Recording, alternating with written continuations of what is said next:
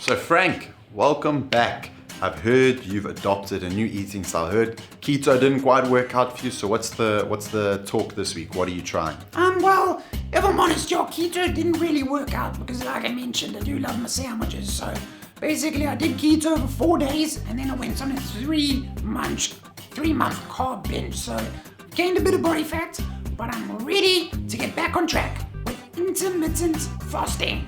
Are you going to try intermittent fasting? Okay, why have you gone for that approach? Talk to us. Well, it really seems to be the talk of the town at the moment, and all my friends are doing it, so I think I'm going to be a lean, mean machine in about 2 weeks' time. Okay, Frank, that sounds like awesome benefits, but are these proven benefits backed by science and facts, or is it benefits that Karen has told you from down the road, or benefits that your friends have told you? You know, there's a huge difference between actual scientific data and proof and what everyone is saying. Because if we know in life, many people say one thing, but it doesn't necessarily make it factual and true. Well, I've seen quite a few magazines talk about it. My uncle Jared talks about it. My aunt Kathy talks about it. So for me, that seems pretty real evidence, and I think I'm going to give it a good bash. Okay, Frank, I'm not completely against intermittent fasting. You know, it's not one of the worst eating styles out there because some people it really does work.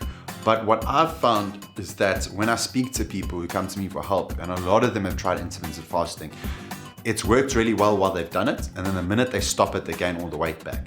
And the only reason it works is because you literally just decrease your calorie intake because you are restricting your time period where you're going to eat. So usually you would have breakfast and mid-morning snack in a normal eating style. You now remove that options, so therefore your calorie intake in the your total calorie intake in the day comes down because you have less time to eat.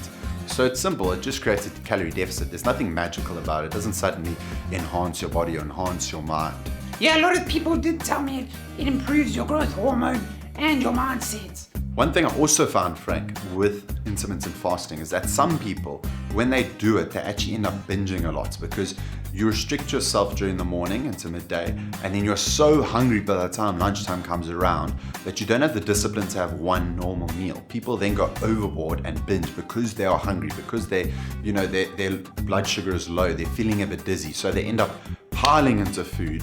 And of course, just because you've restricted your time feeding window does not mean that you cannot go into calorie surplus, because if you eat enough food in that window of eating, of course you can gain body fat. So it's not that if you do intermittent fasting you'll never gain body fat. That's not the case at all. Calories still count at the end of the day. So if your total calorie intake is in a surplus, even while fasting, you will still gain body fat. Oh, I basically thought because if you do intermittent fasting that it's impossible to gain body fat. I didn't realize that you can still be in a surplus even while fasting. So I guess, Frank, the question you got to ask yourself is that, will it be more sustainable to create a calorie deficit out of reducing your calorie intake and spreading it out through the course of the day? Or will it be more beneficial for you to go intermittent fasting where you restrict your time feeding window? Just understand there are some consequences to restricting your time feeding window, like I've discussed. You know, I'm not talking from a personal experience because I've never really tried it because I don't believe in it 100%. But I'm just telling you from everyday people that have come to me with the struggles or what they've faced with this intermittent fasting. So if the diet isn't something you can stick to for the rest of your life and it cannot be sustainable, then you've got to rethink your strategy.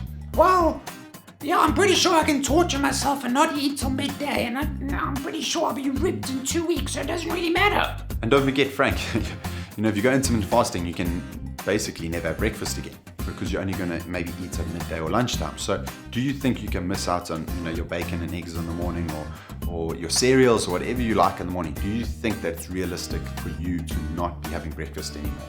No bacon and eggs, no muffins, no croissants, no flapjacks, no Cocoa Pops, no Oaties, no cornflakes. But as always, Frank, you know, we know that you give a good bash on all these fads and you give it a go. So hopefully we'll touch base in the next video and we'll find out if intermittent fasting was the final solution for you.